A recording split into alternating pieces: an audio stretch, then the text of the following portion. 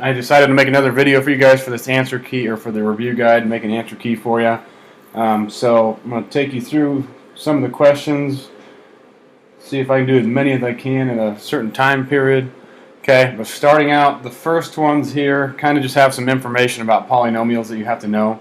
So number one, number two should be fairly simple. It says, what's the degree of the polynomial? So remember, for the degree of the polynomial, we have to look at each of the terms individually. Okay, so whichever one has the highest combined power is the degree of the polynomial. So the one with the highest degree or highest power is that one. It's the cube. So what's the degree of the polynomial? That would just be a third degree polynomial. Okay. Second one, how many solutions do they have? That is exactly the same as the degree. So remember, I said in class, I said, if you want to know how many answers you're going to have when you're done, you look at the biggest power. So that would be this one again. So that means it's a third power, so it's 3 solutions.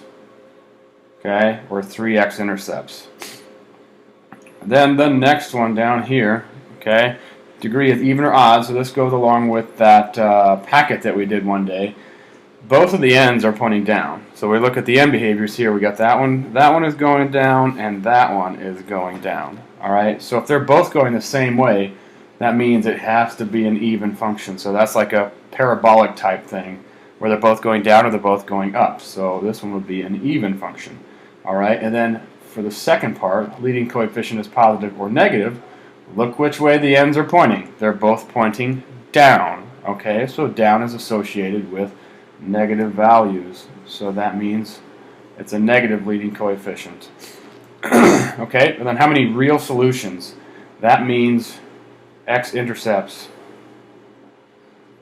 So how many x-intercepts do we have? Well, let's count them. We got one here. Okay, and then we got one here. And then we have one here as well. Okay, so there are 1, 2, 3 x-intercepts. So that's how many real solutions. Alright, and remember, if we wanted to go a little bit further, we could tell how many real solutions this is going to have by counting the number of terms, or we could tell the least degree of the function. So it would be 1, 2, 3, 4. So there's 4 terms. We can count this as a term because it kind of turns flat and then goes back up. So there are 4 terms. So if we want to know the least degree, you take that and you add 1. So it would be 4 plus 1 equals at least a 5th degree polynomial there. Alright? So that would kind of lead us into number 4 here. For each of those, we want to graph these, or look at the graphs of the functions, and then fill in the information below. Alright? So we want to estimate the turning points on the graph, so that means estimate the max or mins.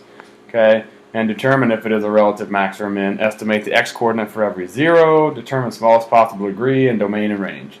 So it's kind of a lot for each one of them. I'm just going to do a couple of them. Okay, this one down here, it's just got a lot of information to it because it's got a maximum there, a minimum there, maximum there, minimum there, maximum there, minimum there. So you'd have to write out all those points. And I'd be okay if you just labeled them on the graph rather than writing them in the box below, because that might be a little bit easier.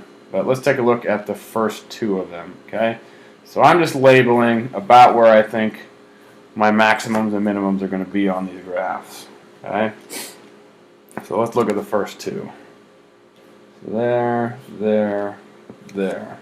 Alright, so estimate the turning points on the graph and determine if it's a relative maximum or a relative minimum.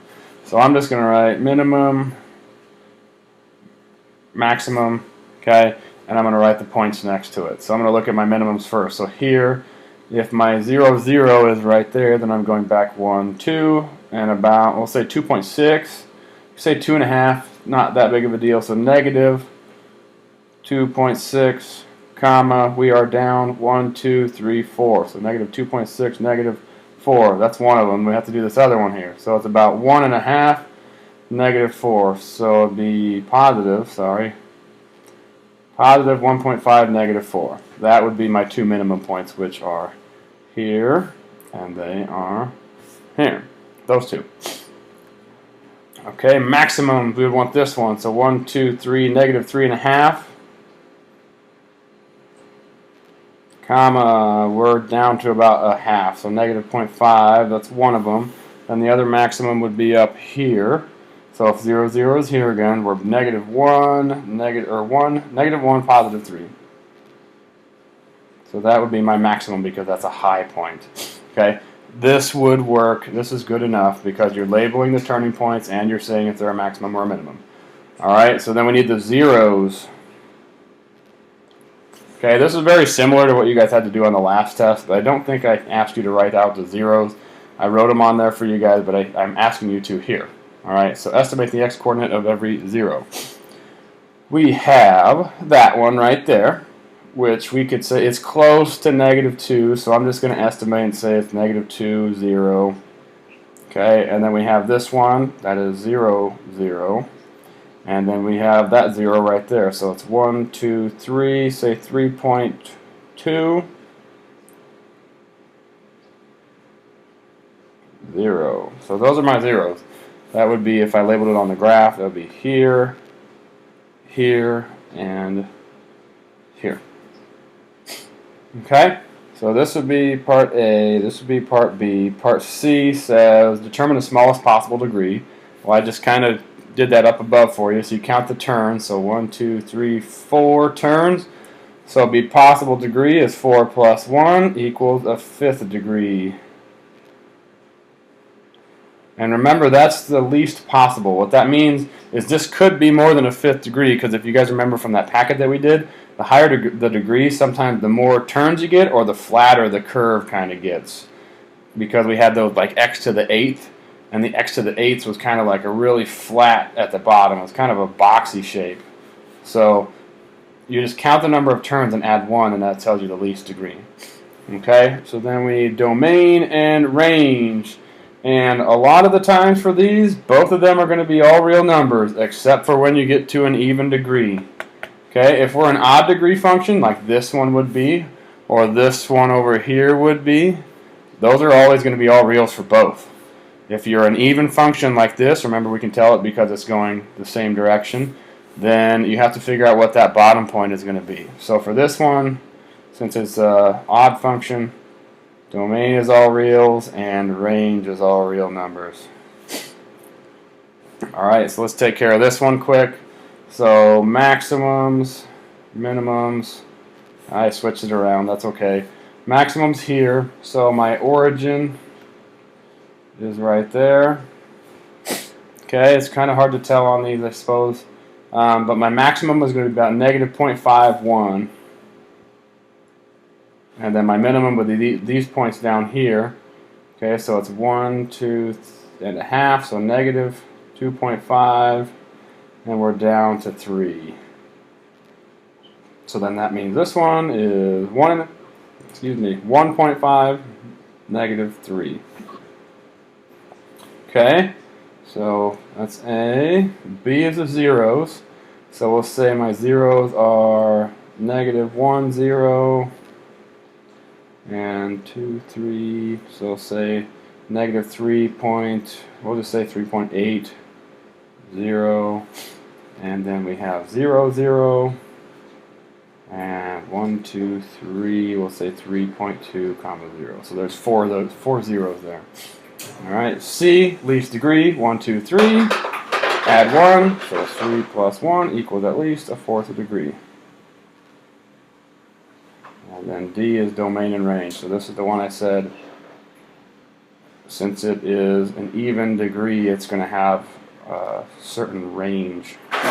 So this bottom point, so we got to figure out where that is. So my range, this is my low point, I'm going up from there. So we got to figure out what this low point is. You should be able to kind of see that this is negative 3. So these are touching negative 3, so that means we're going to have y is greater than or equal to negative 3, because it's down there and it's going up. Alright? So those are the polynomial functions. That's what I'm going to expect when I give you one on the test, or the quiz, whatever you want to call it. It's going to have that information. Okay? Down here, perform the indicated operation, add, subtract, or multiply. So these ones down here should be really easy. Alright? This one right here might be the only one that has a little bit of a trick to it because it's a subtraction, but you should remember distribute the negative, and then add. Alright, so here it's just add like terms. So I have a 3x squared, I'm looking for another x squared to add right there. So it's 3x squared minus 7x squared. So that's negative 4x squared. Okay, and then, so that takes care of that, and that. Then we have a negative 4x plus 2x, so that's minus 2x. So that takes care of that, and that. And then 8 minus 5, negative 3, takes care of that. Alright, so then this guy over here, let's distribute the negative, and then add. So I'm just going to rewrite it for you guys. You don't have to rewrite it, I'm just doing so you can see it. So add like terms, I got y squared, so that gives me an 8y squared. I have a y to the 4th in here, I'm going to put that out front. So 8 minus 9, so that's negative y to the 4th. That was a positive 8y.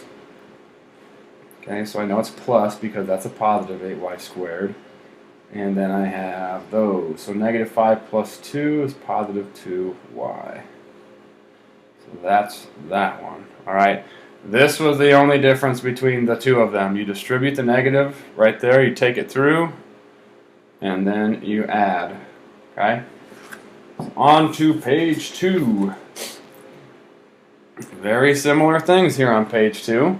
So these ones up here, you're going to distribute the negative and then add. Okay, I'll do this one here because it's a little bit more complicated, but this one right here is just exactly like the last one. Alright, so if I want to rewrite this one so I can actually do it, I'm going to distribute the negative first and then rewrite everything out.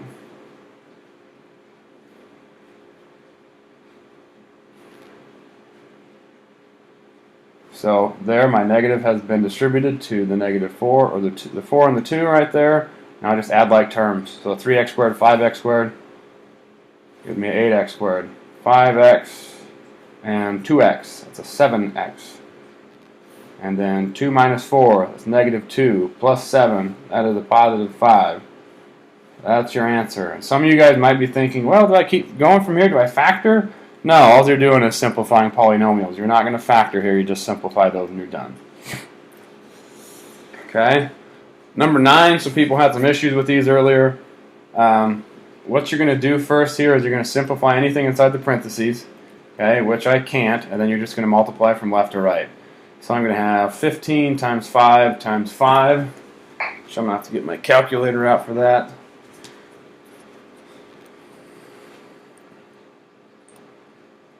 Okay, so 15 times 5 gives me 375. So that times that times that. So it's a negative 375. Okay, because that's the 15 times the 5 and the 5. You just multiply the numbers, multiply the x's, multiply the y's. So x times x gives me x squared. And then times x to the negative 13th is x to the negative 11. Because you're going to add like terms. Alright, and then the y, so y to the 15th, y to the 3rd gives me y to the 18th. And then I have to do one more step here to simplify it, because if I simplify these things, I cannot have a negative exponent. Alright, so remember, properties of exponents here have negatives in the exponents. This negative 375 does not move down to the bottom. There were a few of you guys that were like, hey, there's a negative, this bounces down. It only moves if it's a negative exponent. So this x is the only thing, that's going to go down because it has a negative 11 exponent. So we'd have negative 375 y to the 18th over x to the 11th. That is your answer. Okay? And if that doesn't make sense when you do it that way, then I would write all the numbers right next to each other, all the x's right next to each other, and all the y's right next to each other. So it'd be like this: 15 times 5 times 5, that's a negative 5. And then I have x times x times x to the negative 13th. And then we had, I'm running into my other problem, so I'm going to write it down below. I had y to the 15th and y to the 3rd. You're just going to be multiplying all the numbers, multiplying all the x's, multiplying all the y's. It's not distributive property, because some people were like, boom, boom. It's not distributive property. Okay, so number 10, with this one, you're going to simplify inside the parentheses and then apply the exponent of 2. So if I simplify these, 40 divided by 20, well, remember when we did these in class, I kind of rewrote a new fraction. So this would be 2 over 1, and I don't really need the 1. So then this would cancel with 2 of those, and then this would cancel with 7 of those. So I'd have 2x squared over y to the 7th, and then I had that exponent of 2 on the outside. Then I just square everything. So I distribute my exponent to everything. Alright, so 2 squared is 4, x squared is x to the 4th, y to the 7th squared, so you multiply exponents, that's y to the 14th. That is your solution. Alright, these ones are a little time consuming, so I'm just going to kind of go through them. 14 and 13 are exactly like the ones that I just did, so exactly like 9 and 10. Should be able to get them from the answer key that I had in class, but I'll do 11 quick here because it's multiplication. 11 and 12, so that's multiplication of polynomials. So 11, this is actually the distributive property here because we see the subtraction and addition sign. Alright, this is distributive property. This up here is not, that's not technically considered a subtraction sign here, that's considered a negative 5. Alright, so here we're going to distribute into all three of them. So it's like negative 10xy times this one first. So that gets me to negative 40 x squared y to the 4th. And that comes from x times x, y times y cubed. Okay? And then the next one will give me a positive 70 x squared y squared. And then the last one would give me a negative 90, 10 times 9. I only have a single x and I have y cubed. Alright, now after you're done with that, you're going to look at this and see if you can add any like terms. Okay, some of you guys might try to add exponents here, but you can't. You can only add like terms. Alright, like terms have to have the same exponents and powers. So I have an x squared y to the 4th. There are no more of those here. X squared y squared, there are not any x squared y squared. There's an xy cubed. There are no other xy cubes, so you cannot add any of these terms together. Okay, so that would be your final solution. Alright, 12 is a multiplication of polynomials. So you're going to take the 5a cubed and run it through there. Alright, so that's 45 a to the 4th b cubed. That's the first one. And then negative 25 a to the 5th b squared, and then a positive 10 a to the 6th b. Alright, so that's just taking this term through there first.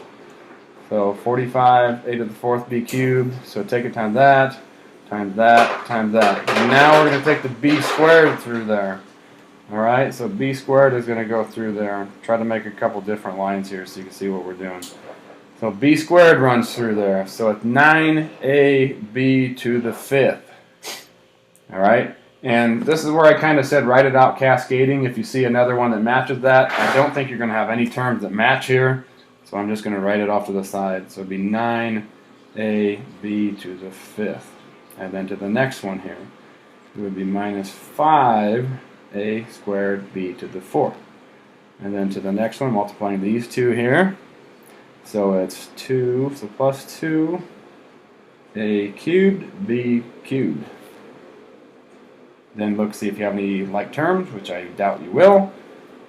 If you don't, then circle that because that is your answer. Okay? Alright, so 13 and 14, you should be able to kind of figure that out. I'll work through it quick so you can see it. That'll be a negative 34, that's 17 times 2, and then x to the negative 4th, y to the 19th. And the last thing you have to do, simplify the polynomial. So the only thing that's going down again is that x to the negative 4th. So it's negative 34, y to the 19th over x to the 4th. Alright. Then same as 10 here, simplify on the inside. So I kind of rewrote my fraction, it'd be 1/2, that's what the 14 and the 28 simplify to. And then I can cancel 12 of these from the 20, so there's 8 left up top. Cancel 10 of these from the 14, so there's 4 left on the bottom. x to the 8th, y to the 4th, and then I have a 4th exponent outside. It's kind of hard to see. We multiply exponents, so it's x to the 32, 8, because you distribute that to all of those, and then y to the 16th. That's your final answer. Okay, down below,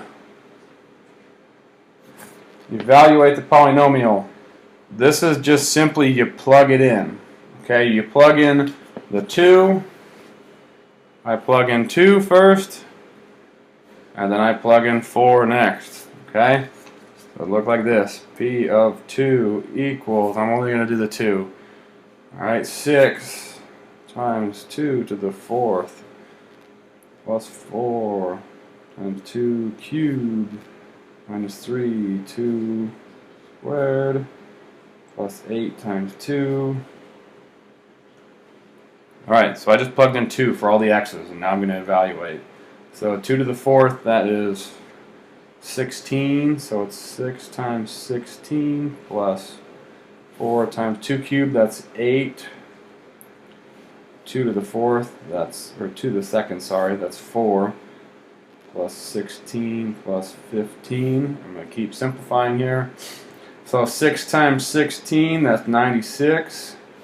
4 times 8, that's 32. Minus 12 plus 16 plus 15. So 96 and 32, that's 128. Minus a 12, that's 116. 132. 147. So P of 2 equals 147. And this is mental math. I'm hoping I got it right. The process is it's the same. I just might have my mental math right and I don't have my other answer key in front of me. Okay, the one down here is the one that was a little bit harder. So remember I said we had to kind of look at the two different pieces. So we had this piece right here and then we had that piece right there. So we need to do f of x minus 3. So that means you take x minus 3 and you plug it in for all the x's that you see. So I kind of did this in class. So I did this piece first. So f of x minus 3 looks like this.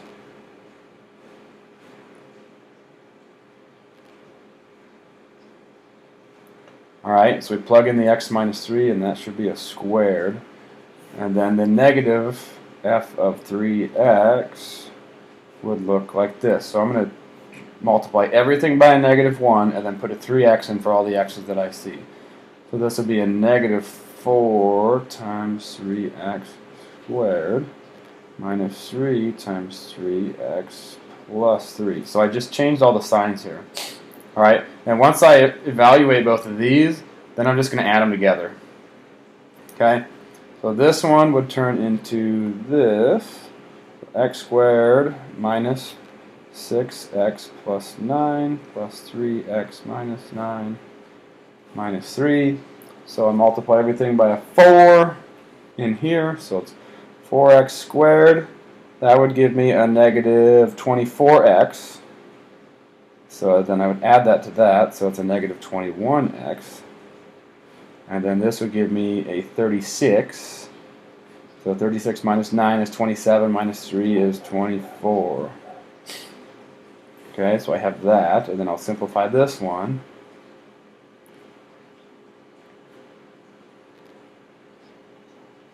Okay, so then we get a negative 36x squared minus 9x plus 3. Now I'm just going to add these two together. So I'm going to add this one with this one to get my final answer. So 4x squared minus 36x squared, that gives me a negative 32x squared, negative 21, negative 9, so that's negative 30x, 24 and 3, that's 27, and then that is your final answer. Okay? That's the best way to do that. Easiest way to do it. Alright.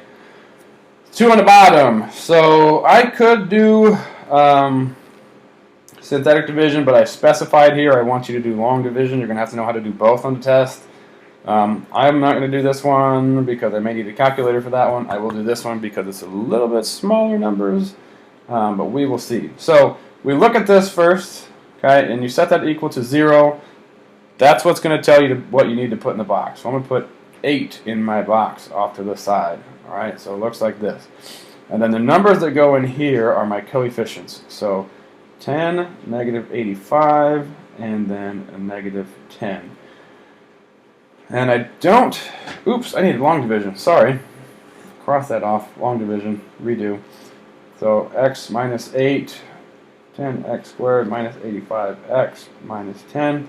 The thing that you have to remember when you're doing long or synthetic division, don't forget to add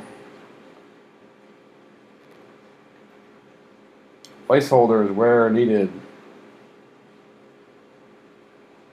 That's for both of them. So if you're missing, say we had an x cubed and we were missing an x squared, then we'd have to have a 0x squared in there somewhere, alright? But these ones are both good, so you don't have to add any placeholders in here. So let's just start with our long division. So we want to say, what can I multiply this x by to make it match that first term there, that 10x squared? Well, you should recognize I can do a 10x. Okay, if I use a 10x, that's going to get me to match. So then I just multiply it through. 10x squared minus 80x. And remember, after I write this stuff down here, right now it matches right away. So you can't, if you put these together, it'll give you 20. So remember, we want to subtract them like that. So that way these cancel. So then we have a negative 5x minus 10 for our next one, because we have to bring that 10 down. So what can I multiply x by to make it match a negative 5x? So that would be a negative 5. So then I multiply it through, negative 5x plus 40. Change my signs, and then those cancel. I have a negative 50 as the remainder. So remember, if we have a remainder, like this, we say plus my remainder, which is negative 50, over what I divided by. So that is your answer. If you did synthetic division, which you should have done long division, so sorry I started that, you should get the same exact answer. Alright? So, next page. Looking at these ones. Okay, I'm going to skip around here. So, synthetic division, I can do these quick. So, if we're looking at the problem like this one, synthetic division, I'll get this one set up. And this one will be similar. Remember, you're going to set this equal to 0. This one is a little bit different because we have that 2 out front. Alright, so remember, when you have a number out in front of your variable in your binomial, you have to divide everything by that number. So that means each of these terms have to be divided by 2. Then you can do your synthetic division. So I'm going to rewrite this up above after I divide it by 2. Okay? Move my papers around here. So divided everything by 2, I get 3x cubed minus 42x squared plus 132x minus 120 divided by x minus 5. Okay, now I can do my synthetic division. So I'm going to use a 5 in my box. 5 in my box. My coefficients are up here. We use these ones. So 3, 42, 132, negative 120. That should be a negative 42. Okay, so the first one comes down. I'll rewrite that 5 so you can see it a little bit better. First one comes down. 3. That gives me a 5 times 3. So it's 15. So I get a 27. 30, 42, yep, so negative 27 times the 5, that's 135, but it's a negative. So remember, when I write these numbers up here, I'm adding down. So that's where that negative 27 comes from. I add down up here. So if I add down here, 132 minus 130, or plus a negative 135, gets me to a negative 3. Which gives me a negative 15, and then my remainder is negative 135. So before you're actually done here, you have to write this back out as a polynomial. Alright, so this would be, since I started with a cube, and I took out an x, that's going to be a 3x squared. So 3x squared minus 27x minus 3 plus negative 135 over... we could do x minus 5. Actually, I think we have to use the 2x minus 10.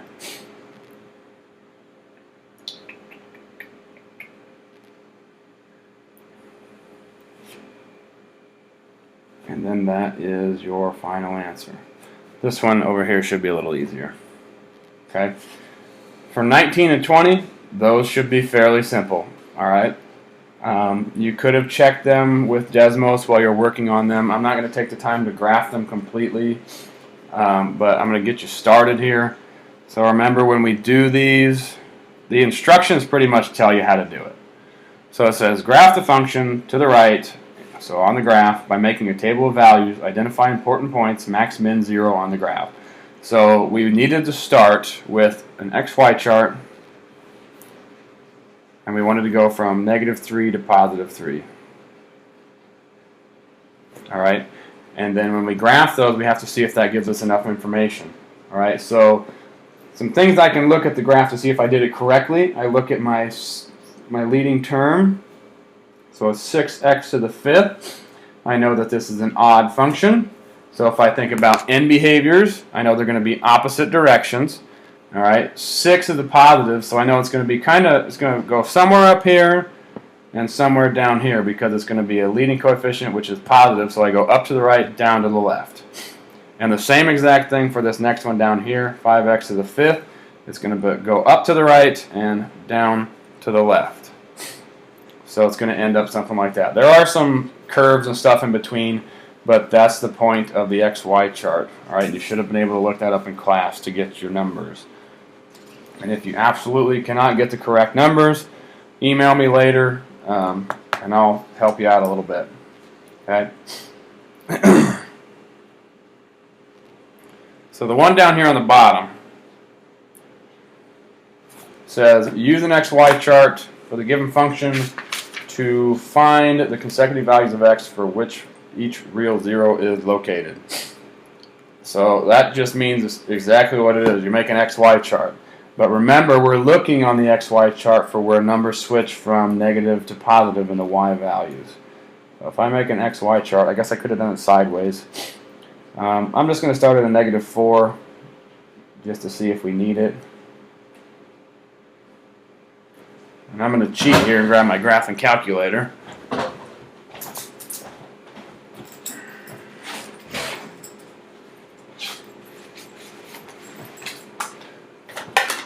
If you're not getting the correct numbers, remember in class, whenever we put one of these numbers in here, you had to put it in parentheses. So we said -11 times x to the 4th, so it's -4 to the 4th minus 5, -4 cubed minus 9, -4 squared plus 12. Kind of like that. I have to put it in my calculator exactly like that with parentheses and everything around it. That way I am graphing or using the correct function. Okay? So I'm going to use my graphing calculator quick and then put in my numbers in my XY chart.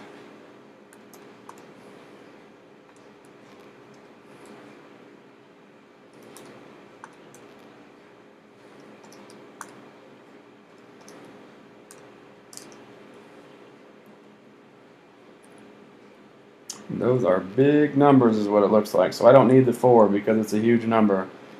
So it's -863, -186, -17, 10, -3, -2, 18.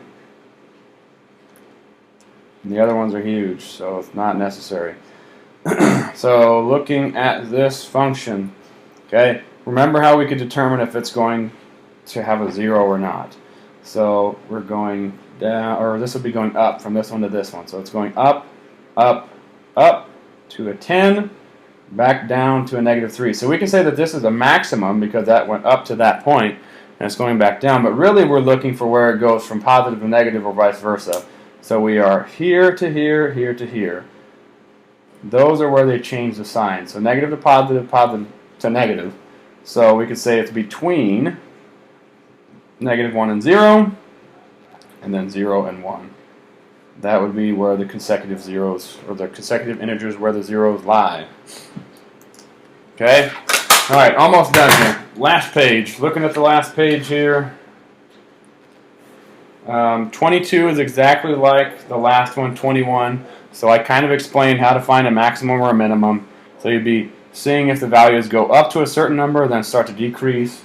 So let's take a look at that one quick. I can show you with this one. So these were all my numbers for my last one. If I want to find a maximum or minimum, you can say that these values are increasing up to here.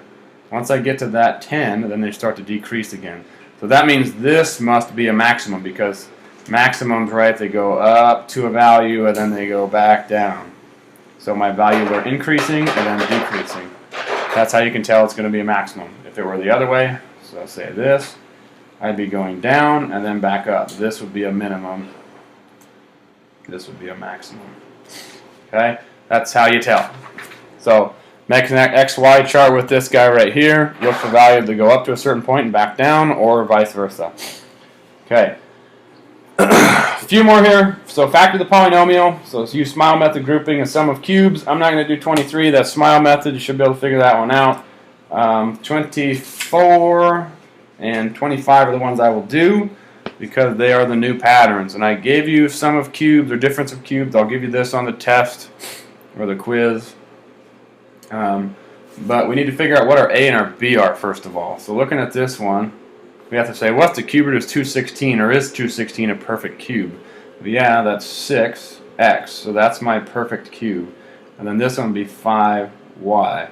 Once I figure that out, the rest of the pattern is right up here. Okay, so this would be my A and B that I have written out here, and then the rest of the pattern is off to the right. So the other thing I said in class was SOAP. That helped me remember the signs. Okay, so if I wanted to memorize the pattern, so I have a small set of parentheses with 2 of them, and then I got 3 of them over here. So I square the front one, 36x squared. Square the back one, it goes in the back. So 36x squared, 25y squared. And then the middle one is these two multiplied together. Okay, so it's 30xy. And then signs are same, opposite. So same, opposite, always positive. So it's 6x plus 5y times 36x squared minus 30xy plus 25y squared. That's all you can do on that one. After you're done with the pattern, then you are done factoring. Okay? That's what's nice about cubes. Use the pattern, then you're done. 25 is grouping, so I split it in half, and I did a greatest common factor of the left and the right. So on the left, you should see that you can take out a 15y. So if I take out a 15y, I'm left with 2x minus 3. And then I take out over here, I'm going to take out a 4. I'm going to take out, so let's see what we get if we take out a 4. So you can kind of see that I'm going to get a negative 2x in the parentheses, but I want a positive 2x, so I'm going to take out a negative 4. And then I'll get 2x minus 3. So I should see that I have the same thing in the parentheses here as I do here. When they are exactly the same, okay, the order is okay. It doesn't matter the order. I could have negative 3 plus 2x, negative 3 plus 2x. That doesn't matter. Once they're the same, then that is my new greatest common factor. So now that goes out front. Just like I did the 15, but now it's going to be the 2x minus 3 is out front. And then I would have that gone and that gone. So I have 15. That should be a 15y, sorry, 15y minus 4 in the other parentheses, okay? Once you do that, you look and see if you can do anything else. I cannot take anything else out, so that is my answer. Those are my grouping answers, okay? A couple of these down below, these ones are probably just a matter of review. Okay, a matter of you looking back at your notes, because it's a pattern, so it's not like I have to show you exactly how to do it. You have to memorize the pattern. So the first ones here we use Pascal's triangle. Remember, Pascal's triangle is this guy over here.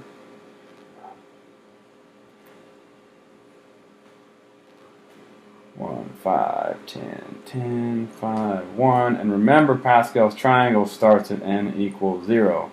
This is 0, 1, 2, 3, 4, 5. So those are the levels of Pascal's triangle right there. Okay. And then I'll just do this number 27 here quick. So expand the given binomial using Pascal's triangle. So it is a, well, I'll do 28. 28 is a little bit harder. It's a fourth degree polynomial. So that means we are going to use the fourth row, or n equals 4 in Pascal's triangle. So that's a 1, 4, 6, 4, 1.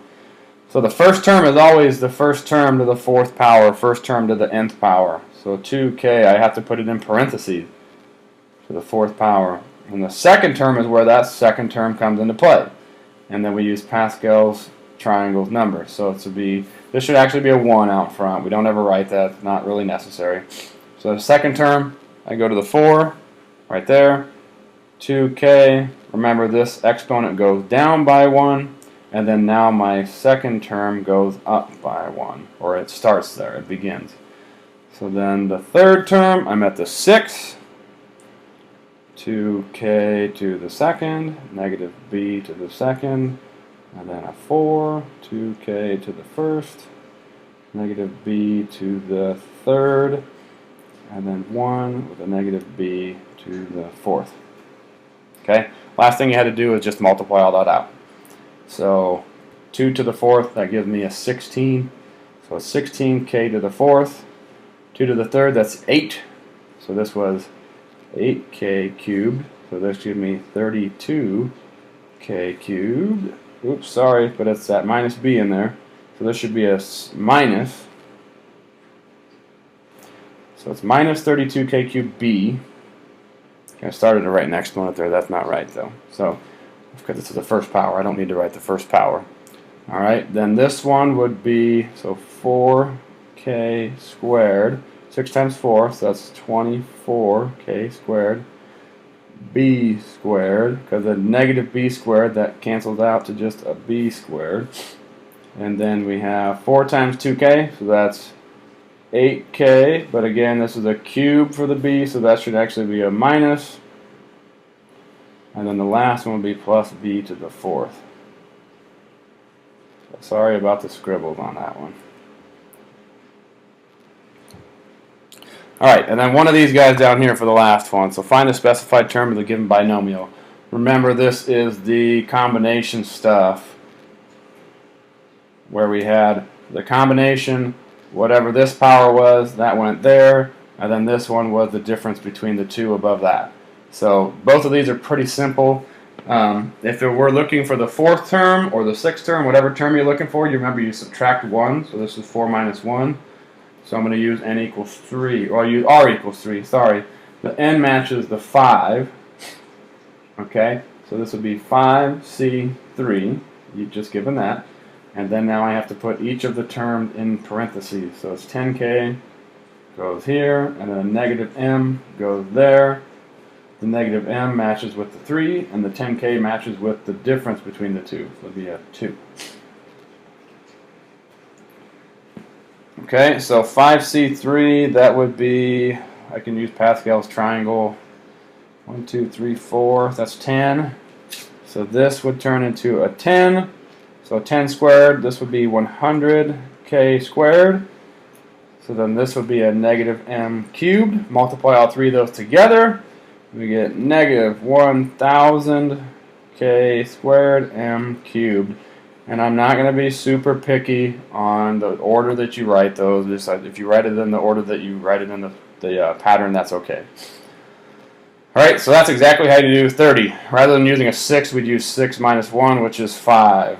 So it would be 8c5 x to the something. We'll fill it out here in a second.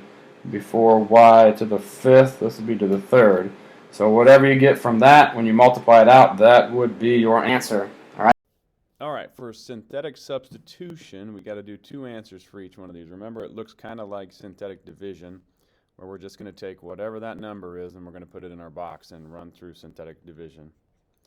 So we need our coefficients, a 3, and remember we need to have all of them. We're going from a 4 exponent to a 2, so we're missing a cube. So we have to have a 0. -5, 7, -7, and then let's go through the process. So first one drops down, got a 3, and then 4 times 3 is 12. Add those together. So 0 plus 12 is 12. Take that times a 4, and we get 48. And then we get a 43 when we do that. Multiply those is 172. And we get a 179 here. Take 179 times 4, and we get a 716. Add those together, and we get a 709. So in the grand scheme of things here, this is our answer. So we could say G of 4 is equal to 709. And you would do that process again with the -5. So we're doing a separate question, or a separate set here. And 3, 0, -5, 7, -7. Drop the 3. And 3 times -5 is -15. So -15 times -5. So that's 75. And then we get a 70 here. 70 times -5 is -350. -350 plus 7 is a -343. Take that times a -5, and you get a 1715. And then we add that with the -7, and we get a 1708. And that remainder right there is our answer. So G of -5 is equal to 1708. So that is our other answer. So we do the same process with the other one. Just make sure you have all of your exponents. We're missing an x to the 4th. And we're missing an x squared. So make sure you have all of those exponents. Okay, so these ones, the next ones here, we're given a polynomial and the factor. So we want to find the remaining factors of the polynomial. All right, so this one is a cube. So that means we'll probably have 3 factors in the end. We could have a trinomial with this binomial, but let's go through the process to figure it out. So our factor theorem says if we divide this out, if we get a 0, that means that is a factor. So let's do synthetic division with that and see what we get. So 16, -48, -49, and 147. We have all the exponents that we need for this. So 16 comes down, and then multiply that times 3. So that gets us a 48, and that gets us a 0 right there. Okay, so that doesn't mean we're done. We have to keep going. So if -49 plus 0 is a -49, and then -49 times 3 is a 147. It's a -147. So that means we did get a 0 there. So that's good. That's our factor. Okay, so now we need to turn this and this. These numbers are coefficients for our new polynomial. And remember, since this is a cube, we knocked it down by 1, that this would be an x squared. So we now have that polynomial to work with. So we need to factor this, and then that'll get us the remaining factors. So difference of squares is a 16 and a 49. They're both perfect squares. So I have 4x minus 7 and 4x plus 7. Those are the remaining factors. And just for good measure, I like to put this factor back with it. So we have these 3 factors in the end, which we could get zeros from if we wanted to. But we don't need zeros, we're just looking for factors. Okay? So the next one, let's try that. Same process. We have this binomial, and then we have this polynomial we're going to divide it out of to see if it's a factor. So 8 goes in my box. We have a 64, -336, -1287, and -968. Go through the process. So drop to 64. 64 times 8 is 512. Add those together. We get a 176. 176 times 8 is a 1408. Okay, and then add those together. You get a 121. 121 times 8 is a 968, which means we do get that 0 that we're looking for. Okay, so turn this back into a polynomial. We have 64x squared plus 176x plus 121. And then these are perfect squares here and here, so more than likely this will be 8x plus 121, and it'll be the same thing, 8x plus 21, so this will be 8x plus 121 squared. And then remember, I like to put that factor back with it, so it'll be x minus 8. Okay, so that's how we factor that. If you didn't remember that this is the perfect square trinomial, then I would probably do my two parentheses like this, and then 8x, 8x, 11, 11, and try it. So that's 88x, this is 88x. If I add those together, I get that 176. Okay, so that is also another way to do it, but this is the fastest way if you remember that pattern. All right, a couple more down here. We need to find zeros. So this is where the rational zeros theorem will come into play, because we're not given the factors. Like this one, we're given a factor, and this one, we're given a factor. So we could find zeros right off the bat there, because that's a 0 of a 3, and that's a 0 of an 8. Okay? This one we don't know. We have to kind of figure it out. So remember, rational zeros theorem says I take factors of the constant divided by factors of the leading coefficient. So that would be numbers that go into 12. So 1, 2, 3, 4, 6, 12. Divided by my leading coefficient, which is 1, so factors that go into 1 is just a 1. And these could be positive or negative. So really we're trying 1, 2, 3, 4, 6, 12, positive or negative. So remember, we just kind of go through it one by one and try it, see if it works. So if I did a 1, that's going to be 1 plus 7 plus 4 minus 12. And that actually gets us a 0. So that's a 0 right there. So we want to use that 1 and do synthetic division to find our remaining factors. And you want to do this because there's a chance that you might find some complex zeros, and complex zeros will not come out in that list of numbers. Okay? So these are just real or rational zeros. You won't find irrational zeros, like if you had to use the quadratic formula either. So 1 drops down, I multiply by the 1, I get a 1, add those, I get an 8, and I just continue the process. So 8, 12, 12, 0. Take this, just like our stuff up above here, we turn it back into a polynomial, and we find our remaining zeros this way, our remaining factors. So two numbers that multiply to 12 and add to 8. It would be a 6 and a 2. Okay, and then I actually need to set these to 0 now to find my zeros.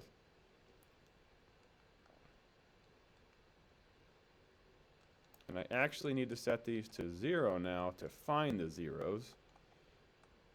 Okay, remember there's a quicker way to do it if you can do it in your head. You just take the opposite of that number. So x equals negative 6 is one of my zeros. X equals negative 2 is another 0. And then don't forget that one. We have to list that one because that was also a 0. So x equals 1. So I have those 3 zeros for a third power polynomial. Okay, so let's do this one. So this one I could do rational zeros theorem. The 0, because my constant is a 0, that's kind of a headache because you could also, if you see, you could take out a greatest common factor of an x. So from here we would do rational zeros theorem with the 9 and the 1, but sometimes that's kind of a headache, and this is a trinomial, so we might be able to do this with just basic factoring. So trinomials, remember, if there's no leading coefficient, you can look at this and say two numbers that multiply to that and add to that. Well, yeah, it should be a 9 and a 1, right? So I'm going to leave this x way out in front. I'll have x squared. I needed x squared in both of those. All right, because I need to get the fourth when I multiply those. And then let's do a 9 and a 1. So how can I use the 9 and 1 to get negative 8? Well, that's got to be a negative. That's got to be a positive. And we just keep going. So I can't do anything with this. From here, I could set them all equal to 0. Maybe I don't want to do that with the 9 because that's just difference of squares. Okay, so this one will get me a 0, x equals 0. This one will get me x equals 3. This one will get me x equals negative 3. And this one will actually have to set that equal to 0 so we can kind of see what we get for that one. So move that over. X squared equals negative 1. And I'm square rooting both sides.